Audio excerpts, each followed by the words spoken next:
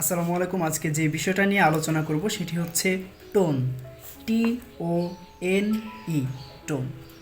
টিতে the number of, ওতে one of the, এনতে নেইদার অফ দ্য, ইতে এইদার অফ দ্য অথবা এচ অফ দ্য। বাক্যে এই শব্দগুলো থাকলে ঠিক তার পরবর্তী নাউনটা, সে নাউনটার হয় প্লুরাল ফর্ম এবং তার পরবর্তী যে ভার্বটা আসবে ভার্বটার হবে সিঙ্গুলার রূপ এবং এরপরে যে পসেসিভটা আসবে সেই পসেসিভটারও হবে সিঙ্গুলার রূপ।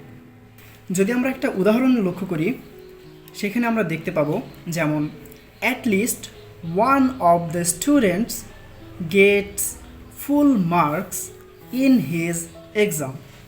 এখানে ওয়ান অফ দ্য আসার কারণে, অ্যাটলিস্ট ওয়ান অফ দ্য আসার কারণে এখানে স্টুডেন্ট না হয়ে স্টুডেন্টস হয়েছে, মানে যে পরবর্তী নাউনটা ছিল সেটা হয়েছে প্লুরাল ফর্ম, এবং গেট না হয়ে গেটস হয়েছে, তার মানে ভার্বের ছিল সিঙ্গুলার রূপ, এবং লাস্টে যে পসেসিভ ছিল সেখানে দেয়ার না হয়ে হয়েছে হিজ।